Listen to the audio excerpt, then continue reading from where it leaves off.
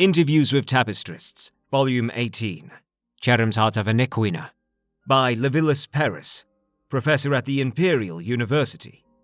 Interview with Cherim, a master tapestry weaver.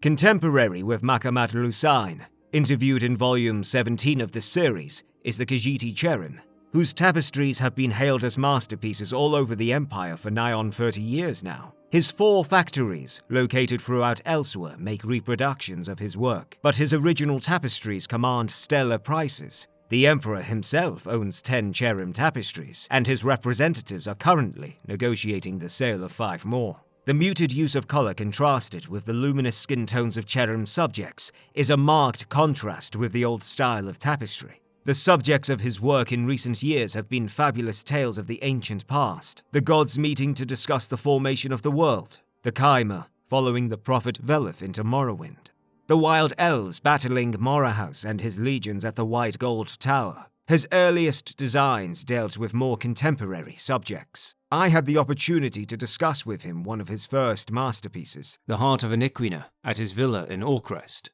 The Heart of Anequina presents an historic battle of the 5-year war between Elsewhere and Valenwood, which raged from 3rd Era 394 or 3rd Era 395, depending on what one considers to be the beginning of the war, until 3rd Era 399. In most fair accounts, the war lasted 4 years and 9 months, but artistic license from the great epic poets added an additional 3 months to the ordeal. The actual details of the battle itself, as interpreted by Cherim, are explicit. The faces of 120 Wood Elf archers can be differentiated one from the other, each registering fear at the approach of the Khajiit army. Their hauberks catch the dim light of the sun. The menacing shadows of the Elsewhere battle cats loom on the hills, every muscle strained, ready to pounce in command. It is not surprising that he got all the details right, because Cherim was in the midst of it as a Khajiit foot soldier. Every minute part of the Khajiit traditional armor can be seen in the soldiers in the foreground. The embroidered edging and striped patterns on the tunics, each lacquered plate on loose-fitting leather in the Elsewhere style, the helmets of cloth and fluted silver.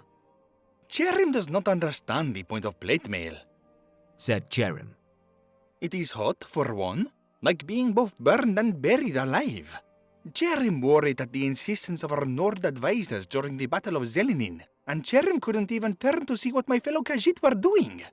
Cherim did some sketches for a tapestry of the Battle of Zelinin, but Cherim finds that to make it realistic, the figures came out very mechanical, like iron golems or Dwemer centurions.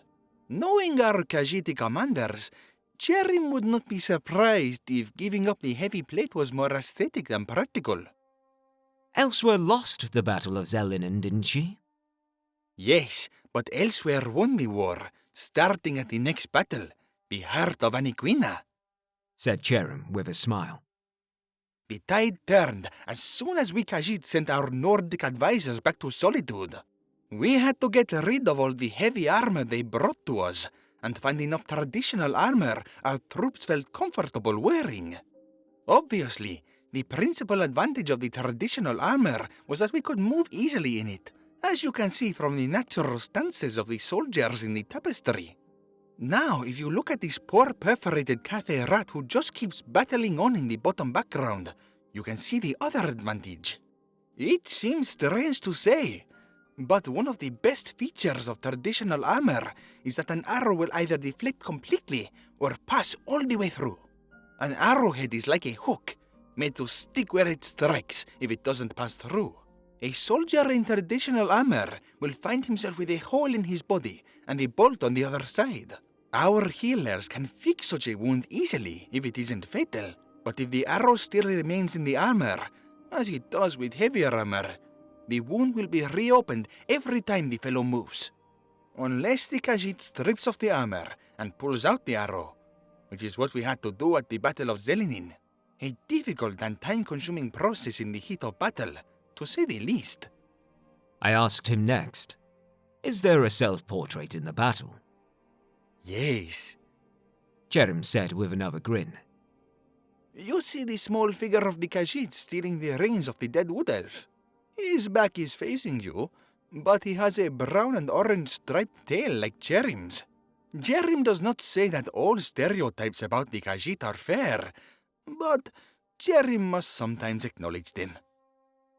A self-deprecating style in self-portraiture is also evident in the tapestries of Ranulph Hook, the next artist interviewed in Volume 19 of this series.